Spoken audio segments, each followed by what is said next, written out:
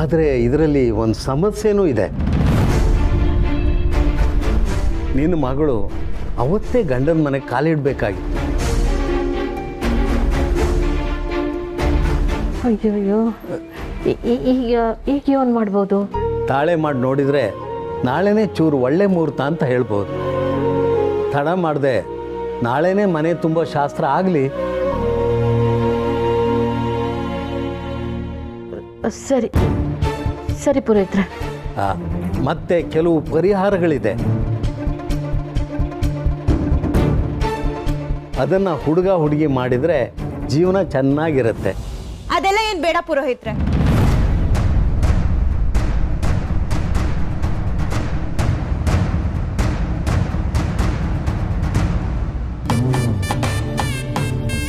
ಯಾವಾಗ ಒಳ್ಳೆ ಸಮಯ ಅಂತ ಮಾತ್ರ ಹೇಳಿ ಪುರೋಹಿತ್ರೆ, ಸಾಕು.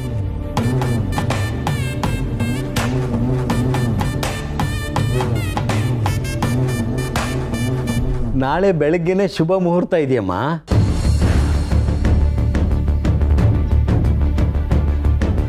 ಸರಿ ಪುರೋಹಿತ್ರೆ. ಪುಟ್ಟಕ್ಕ, ನಾನೇನು ಬರ್ತೀನಿ. ಒಂದು ನಿಮಿಷ ಪುರೋಹಿತ್ರೆ. ಸಾನಾ,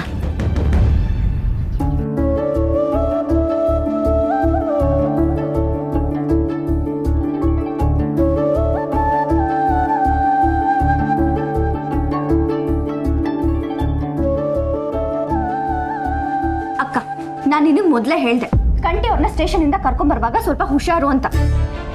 ನೀನು ನನ್ನ ಮಾತು ಕೇಳಲಿಲ್ಲ. ಈಗ ನೋಡು.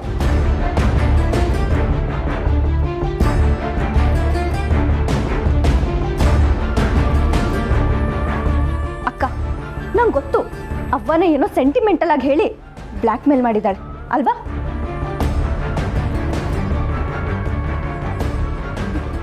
ಅವ್ವ, ಯಾಕವ್ವ ನೀನು ಹಿಂಗೆಲ್ಲ?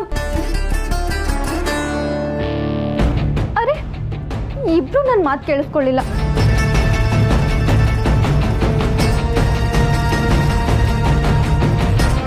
ಯಾರು ನನ್ನ ಮಾತು ಕೇಳಿಸ್ಕೊಳ್ಳಿಲ್ಲ. ಇರ್ಲಿ ಇರ್ಲಿ.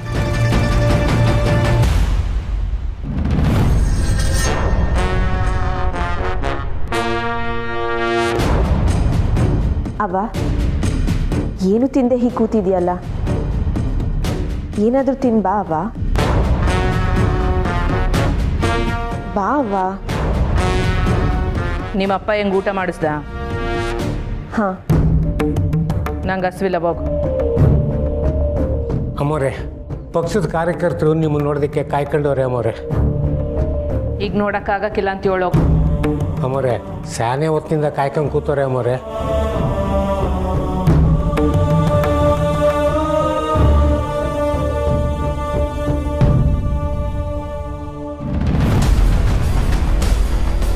ಬಸ್ಸು, ಅವನಿಗೆ ನಿಲ್ಲೋದಕ್ಕೆ ಹೇಳು.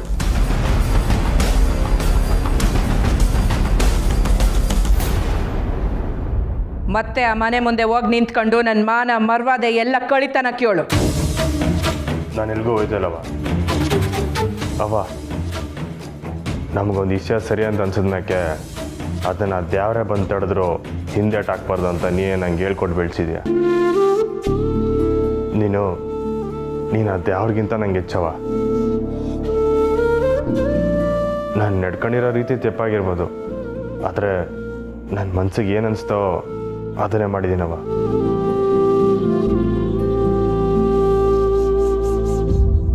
ಊರವ್ರ ಮುಂದೆ ಅವ್ವನ ಗೌರವ ಕಳಿಯೋದೇ ನಿನ್ನ ಮನ್ಸಿಗಿಷ್ಟ ಅಲ್ವೇ? ಇಡೀ ಊರೇ ನನ್ನ ಮಾತು ಕೇಳ್ತಿತ್ತು. ಆದರೆ ಪಂಚಾಯತಿಲಿ ಎಲ್ರ ಮುಂದೆ ನನ್ನ ತಲೆ ತಗ್ಗಿಸ್ಬಿಟ್ಟೆ ಅಲ್ಲ. ಪಂಚಾಯತಿಲಿ ಎಲ್ಲರೂ ಕೇಳ್ತಿದ್ದಾಗ ಆ ಹುಡುಗಿ ನನ್ಗಿಷ್ಟ ಇಲ್ಲ, ನನಗೆ ನನ್ನ ಅವ್ವನ ಮಾತೆ ಮುಖ್ಯ ಅಂತ ನೀನು ಒಂದು ಮಾತು ಹೇಳಿದ್ರು ಒಪ್ಕತ್ತಿದೆ ಕಲ. ನಿನ್ನವ್ವನ್ನ ದ್ಯಾವ್ರಿಗಿಂತ ಹೆಚ್ಚಾಗಿ ನೋಡ್ತಿದ್ಯಾ ಅಂತ. ಆದ್ರೆ ಈಗ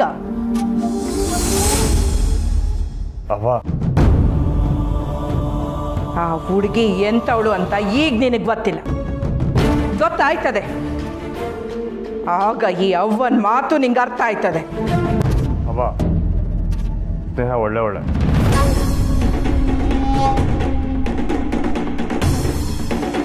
ತಾಳಿ ಕಟ್ಟಿದ ಮೇಲೆ ಪಂಚಾಯತಿ ಮುಂದೆ ನಾನು ಅವಳನ್ನ ಒಪ್ಕೊಂಡಿಲ್ಲ ಅಂದರೆ ಅದು ನನ್ನ ಅವ್ವನ ಮಾಡೋ ಅವಮಾನ. ನನ್ನ ಅವ್ವ ನಂಗೆ ಬೆಳೆಸಿಲ್ಲ. ನಾನು ಸ್ನೇಹಂಗೆ ಮನ್ಸು ಕೊಟ್ಟಾಗಲೇ ಅವಳ ನೆಂಟರಾಗೋದು. ತಾಳಿ ಬರೀ ನೆಪ ಅಷ್ಟೇ. ಅವಳುವೆ ನನ್ನ ಜೀವನದಾಗ ಭಾಗನೇ ಕಣವ.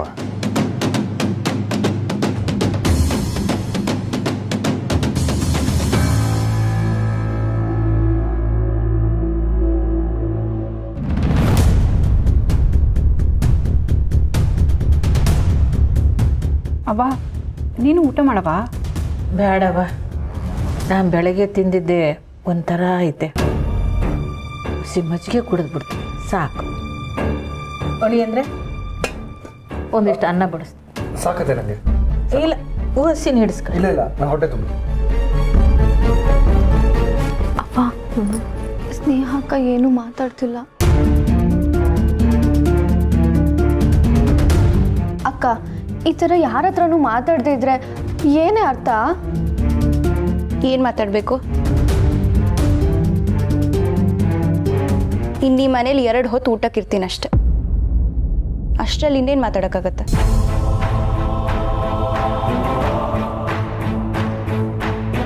ಯಾಕವ ಹಿಂಗೆ ಮಾತಾಡ್ತಿದ್ಯಾ?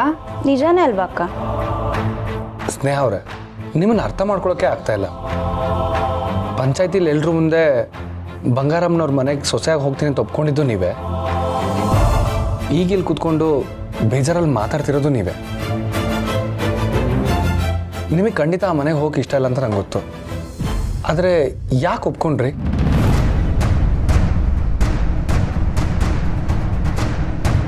ನನಗಾಗಿರೋ ಅನ್ಯಾಯಕ್ಕೆ ಆ ಮನೆಯವ್ರಿಗೂ ಶಿಕ್ಷೆ ಕೊಡಕ್ಕೆ.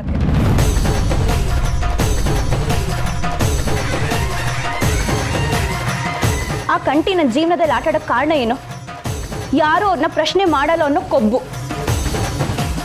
ಅವ್ರ ಅವ್ವ ಅವ್ರನ್ನ ಬೆಳೆಸಿರೋ ರೀತಿ ಹಾಗೆ.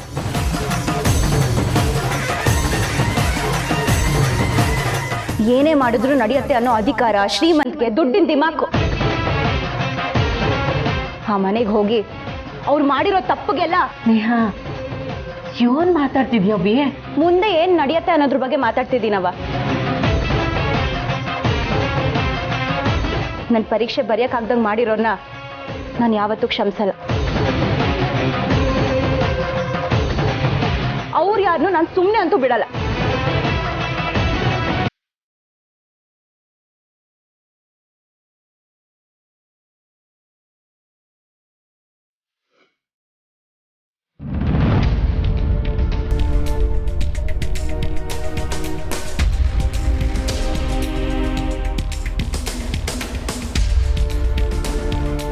ಏಯ್, ಏನಲ್ಲ ನಿಮ್ಮದು? ಅದು ಅಣ್ಣ, ನಮ್ಮಿಬ್ಬರನ್ನ ಕರೆಸಿ ನೀನೇನು ಮಾತಾಡದೆ ಸುಮ್ಕೆ ಇದೆಯಲ್ಲ, ಅದಕ್ಕೆ ಏನಾಯ್ತೋ ಏನೋ ಅಂತ ನಮ್ಗೆ ಟೆನ್ಷನ್ ಬರೋಣ. ಗೊತ್ತಿರೋ ಸನ ಇನ್ನೆಟ್ಕಿತ ಹೇಳಿ. ಯಾವುದನ್ನೆಲ್ಲ ಮುಂದಕ್ಕೆ ನೋಡ್ಕೊಳ್ಳೋಮ್ಮ ಅಂತ ತಳ್ಕೊಂಡು ಬನ್ನೋ, ಎಲ್ಲನೂ ಒಟ್ಟಿಗೆ ಬಂದು ಒಳ್ಳೆ ಕತ್ತಿ ಹಂಗೆ ತಲೆ ಮ್ಯಾಕ್ ನೇತಾಡ್ತೈತೆ. ಅದರಲ್ಲೆಂತುಂಟು, ಸೈಡಿಗೆ ಜರ್ಕೊಂಡ್ರೆ ಆಯ್ತು. ಏಯ್ ಸುಮ್ಕಿರ್ಲ. ಹುಲಿ, ತಪ್ಪಾಯ್ತಣ್ಣ, ಹುರಿದುಂಬ್ಸೋಕಂತ ಹೇಳಿದೆ, ಸಾರಿ. ಅಡ, ನೀನು ದೊಡ್ಡ ದೊಡ್ಡ ಸಮಸ್ಯೆನೇ ನಿಭಾಯಿಸ್ಬಿಟ್ಟಿದ್ಯಾ, ಇನ್ನೆಲ್ಲ ಆರಾಮಾಗಿ ಆಯ್ತದ ಬಿಡು. ನಿನ್ನ ತಲೆ ಯಾಕಣ? ಅವ್ವ ಮತ್ತೆ ಸ್ನೇಹ ಒಂದೇ ಮನೆಯಾಗೆ ಒಟ್ಟಿಗೆ ಇರ್ತಾರಂತ ಯೋಚನೆ ಮಾಡಿದ್ರೇನೆ ಎದೆ ಜಲ್ಲಂತಿದೆ ಕಲ. ಆಶ್ರಮದಾಗ ಅನ್ನದಾನ ಮಾಡಕ್ ಹೋದಾಗೆ ಜಗಳ ತಪ್ಪಿಲ್ಲ. ಇನ್ನು ಮನೆಗೆ ಪ್ರತಿ ದಿವಸ ಅವ್ವ ಬೇರೆ ನನ್ನ ಮ್ಯಾಗ ಸಹನೆ ಸಿಟ್ಟಾಗವಳೆ. ಪ್ರೀತಿ ಮಾಡಿದ ಹುಡುಗಿ ಕೂಡ ನಾನು ತಾವು ಮಾತಾಡ್ತಾ ಇಲ್ಲ. ಈ ಕಡೆ ಅವ್ವ, ಆ ಕಡೆ ಸ್ನೇಹ, ಉಸಿರಾಡಕ್ಕೂ ಸಮ ಪಡಂಗೆ ಆಯ್ತೈತೆ ಕಣ್ರಲ್ಲ. ತುಂಬ ಚಿಂತೆ ಮಾಡ್ತಿದ್ಯಾ ಅಂತ ಅನ್ನಿಸ್ತಾ ಉಂಟು. ಪ್ರೀತಿ ಮಾಡುವಾಗ ಟೆನ್ಷನ್ ಮಾಡೋದ್ರಲ್ಲಿ ಅರ್ಥ ಉಂಟು. ಇವಾಗ ಮದುವೆನೇ ಆಗೋಗಿದೆ, ಇನ್ಯಾಕೆ ಟೆನ್ಷನು? ಎಲ್ಲ ಕೆಲಸ ಸರಾಗವಾಗಿ ಆಗ್ತದೆ. ಅಣ್ಣ, ಒಂದು ರೀತಿಲಿ ಹುಲಿ ಹೇಳ್ತಿರೋದು ಸರಿನೆಯ. ಸುಳ್ಳು ಹೇಳ್ಕೊಂಡು ಸುತ್ತಾಡೋದಕ್ಕಿಂತ ಇದು ಪರವಾಗಿಲ್ಲ. ಈಗ ನೀನು ನಿಭಾಯಿಸ್ಕೊಂಡು ಹೋಗ್ಬೇಕಾಟಯ್ಯ. ಅದು ಅಲ್ಲದೆ ಅತ್ತಿ ಈ ಮನೆಗೆ ಸೊಸೆಯಾಗಿ ಬರಕ್ಕೆ ಒಪ್ಕೊಂಡವ್ರಂದ್ರೆ ಇಷ್ಟ ಇಲ್ಲದೆ ಒಪ್ಕೊಂಡಿರ್ತಾರೆ ಇವಳ. ಲೇ, ಅವಳಿಗೆ ಇಷ್ಟ ಇಲ್ಲ ಕಣ್ರಲ್ಲ. ಅದು ಹೆಂಗೆ ಹೇಳ್ತೀಯಣ? ಅವಳೇ ನಂಗೆ ಹೇಳುತ್ತೆ. ಯಾವಾಗ? ನೀವು ಬಂದೇ ಬರ್ತಿರೋದು ಗೊತ್ತಿತ್ತು ಮಿಸ್ಸೋ. ನಿಮ್ಗೆ ಏಟೆ ಕೋಪ ಇದ್ರು ಈಗಲೇ ತೀರ್ಸ್ಕೊಬಿಡಿ, ಆದರೆ ಮಾತಾಡ್ದೆ ಮಾತ್ರ ಹೇಳಕ್ಕೆ ಹೋಗ್ಬೇಡಿ. ಅದು ತೆಪ್ಪೆಯ ಆ ಕ್ಷಣಕ್ಕೆ ನನ್ನ ಬುದ್ಧಿ ಹಂಗೆ ಓಡ್ಬಿಡ್ತು. ಕ್ಷಮಿಸ್ಬಿಡಿ ಮಿಸ್ಸೋ. ಆದರೆ ಆಯ್ತು ಗೊತ್ತಾಯ್ತು, ನಾನು ಮಾತಾಡೋಕ್ಕಿಲ್ಲ ಬಿಡಿ. ನೋಡ್ಸರಿ.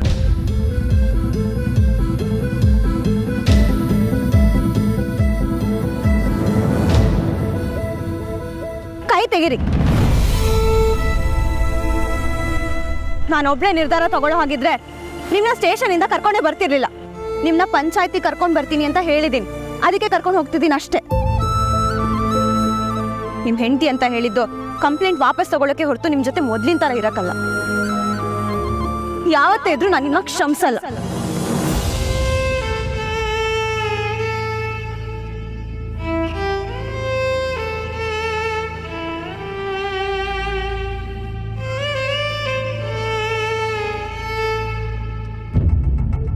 ಅಣ್ಣ, ಅತ್ತಿಯಾಗ ಸಿಟ್ಟಲ್ಲಿದ್ದಾಗ ಹಂಗಂದವ್ರೆ. ಸ್ಟೇಷನಿಂದ ಸೀದಾ ಬಂದು ಪಂಚಾಯತಿಯಲ್ಲಿ ಎಲ್ಲರ ಮುಂದೆ ಒಪ್ಕೊಂಡವ್ರೆ. ಅಕ್ಕೇನಂತೆ ಅಣ್ಣ?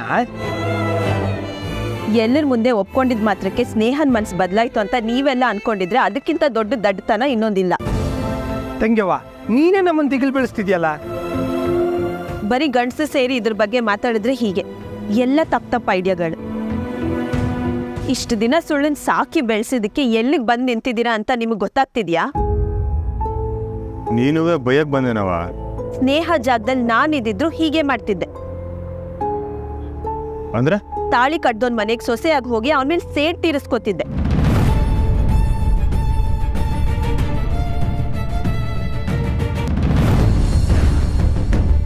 ಅದ್ಯೋನ್ ಮಾತು ಅಂತ ಆಡಿದ್ದು ನೀನು? ಹಾ, ತವ್ರ ಮನೆಯಿಂದ ಅತ್ತೆ ಮನೆಗೆ ಹೋಗೋರು ಮನಸ್ಸಿನಾಗ ಈಟೊಂಥರ ಕೆಂಡ ಇಟ್ಕೊಂಡು ಹೋಗದ?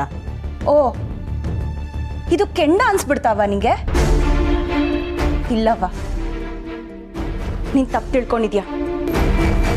ಇದು ಕೆಂಡ ಅಲ್ಲ, ಜ್ವಾಲಾಮುಖಿ. ಕೆಂಡದ ಬೂದಿ ಕೊಡಿದ್ರೆ ಬೆಂಕಿ ಕಾಣಿಸುತ್ತೆ, ಆದ್ರೆ ಜ್ವಾಲಾಮುಖಿ ಹಾಗಲ್ಲ. ಸಮಯ ಬಂದಾಗ ಸಿಡಿಯತ್ತೆ. ನೇಹ, ಯಾಕೆ ಹಿಂಗೆಲ್ಲ ಮಾತಾಡ್ತಿದ್ದೀಯ ನೀನು? ನೀನು ಹಿಂಗೆಲ್ಲ ಮಾತಾಡಿದ್ರೆ ನೀನು ಅಲ್ಲಿಗೆ ಹೋಗ್ಬೇಡ ಅಂತ ನಾನು ಅಂತೀನಿ ಅಂತಲ್ವೇ ನೀನು ಹಿಂಗೆಲ್ಲ ಮಾತಾಡ್ತಿರೋದು? ನಾನು ಹೋಗೋಕ್ಕೆ ತಯಾರಂತ ಆಗಲೇ ಹೇಳಾಗಿದೆ ಅಂತ. ಇನ್ನಿದ್ರ ಬಗ್ಗೆ ಮಾತು ಬೇಡ. ಸ್ನೇಹ, ನಮ್ಮನ್ನು ಯಾರು ಯೋಟೆ ನೋವು ಮಾಡಿದ್ರು ನಮ್ಮ ಒಳ್ಳೆ ತಂದಿಂದ ಅವ್ರನ್ನ ಗೆಲ್ಲಬೇಕು ಕಣವ. ಜಿದ್ದಿಗೆ ಬಿದ್ದು ಯುದ್ಧಕ್ಕೆ ನಿಂತರೆ ಪ್ರತಿದಿನವೂ ಜೀವನ ನರ್ಕ ಆಯ್ತದೆ. ನೀನು ಯೋನೆ ಹೇಳಿದ್ರು ನೀನು ಹೋಯ್ತಾ ಇರೋದು ನಿನ್ನ ಗಂಡನ ಮನೆಗೆ. ಆ ಮನೇಲಿ ನಿನ್ನ ಗಂಡ, ಮಾವ, ಅತ್ತೆ, ನಾದಿನಿ ಎಲ್ಲರೂ ಇರ್ತಾರೆ. ಆ ಮನೆ ಅವ್ರಿಗೆ ಸ್ವಂತ. ನೀನು ಅಲ್ಲೋಗಿ ಅವ್ರನ್ನ ಅನುಸರಿಸ್ಕೊಂಡು ಅವ್ರ ಮನಸ್ಸು ಗೆಲ್ಲ ಗಂಟ ನೀನು ಮೂರನೇ ವ್ಯಕ್ತಿನೇ ಕಣವ. ಅವ್ರ ಮನಸ್ಸು ಗೆದ್ದಬೇಕೆ ನೀನು ಅವರಲ್ಲೇ ಒಬ್ಳು. ಅವ್ರ ಸ್ವಂತದವಳಾಗ್ಬಿಡ್ತೀಯ. ಮಾಮೂಲಿಯಾಗಿ ಮದುವೆ ಮಾಡ್ಕೊಂಡು ಹೋಗೋ ಹುಡುಗಿರ್ಗಿಂತಲೂ ನಿನಗೆ ಜವಾಬ್ದಾರಿ ಜಾಸ್ತಿ. ನೀನು ಯೋನೇ ಮಾಡು, ಆದ್ರೆ ಒಂದು ತೆಪ್ಪು ಅವ್ರಿಗೆ ಕಾಣ್ತಾನೇ ಇರ್ತದೆ. ಅವ್ರ ಪ್ರಕಾರ ನೀನು ಕೆಟ್ಟೋಳು, ಆದರೆ ಅದನ್ನು ಮೀರಿ ನೀನು ಗೆದ್ರೇನೆ ಕಣವ ನನಗೆ ಖುಷಿ ಆಗೋದು. ನೀನು ಯಾವಾಗೂ ನಾನು ಕೇಳ್ತಿರ್ತೀಯಲ್ಲ, ಯಾಕವ್ವ ನೀನು ಇಷ್ಟು ಸಾಧು, ಎಲ್ಲದಕ್ಕೂ ತಗ್ಗಿ ಬಗ್ಗಿ ನಡ್ಕೊಂತಿರ್ತೀಯಲ್ಲ ಅಂತ. ತಿರುಗಿಸಿ ಕೊಡೋದು ಸುಲಭ, ಒಟ್ಟಾಗಿರೋದು ಕಷ್ಟ.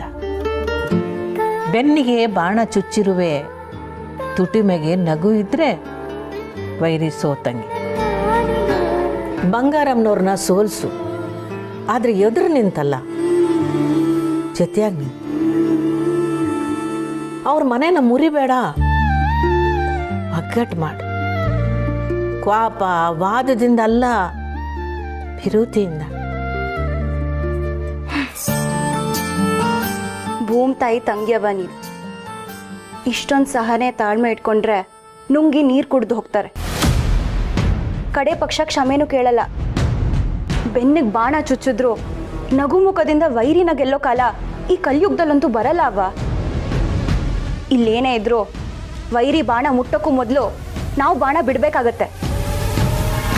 ಅಷ್ಟಕ್ಕೂ ನಾನು ಯಾಕೆ ಆ ಮನೆನ ಒಗ್ಗೂಡಿಸ್ಬೇಕು? ನಾನು ಯಾಕೆ ಹೊಂದ್ಕೊಂಡು ಹೋಗ್ಬೇಕು? ಆ ಯಾವ ಯೋಗ್ಯತೆನೂ ಅವ್ರಿಗಿಲ್ಲ. ನನಗೇನು ಅನ್ಸತ್ತೋ ನಾನು ಅದನ್ನ ಮಾಡೇ ಮಾಡ್ತೀನಿ. ಸ್ನೇಹ, ನನ್ನ ಮಾತು ಕೇಳೋ. ಪ್ಲೀಸ್, ಇನ್ನು ಈ ವಿಷಯದ ಬಗ್ಗೆ ಮಾತು ಬೇಡ.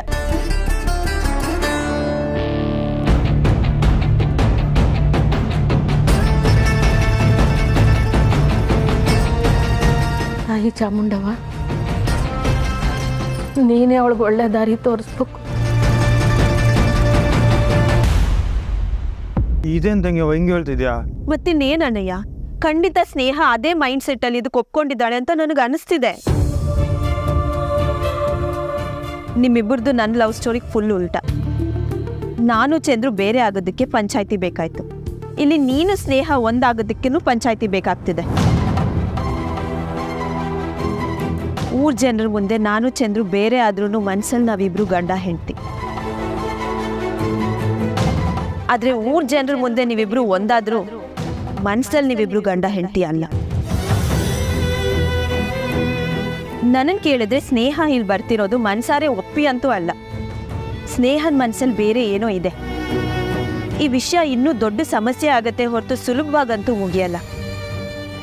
ಅವಳಲ್ಲಿ ಬಂದ್ಮೇಲೆ ಇನ್ನೂ ಏನಾಗತ್ತೆ ಅಂತ ಭಯ ಆಗ್ತಿದೆ ಅಣ್ಣಯ್ಯ. ನೋಡು, ನಾನು ಹೇಳಿದ ನಿಜಾನೇ. ಫೋನ್ ರಿಂಗ್ ಆಯ್ತು.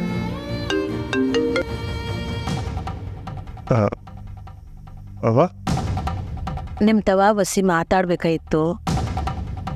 ಫೋನ್ನಾಗ ಬೇಡ, ಮಂತಕ್ಕೆ ಬನ್ನಿ.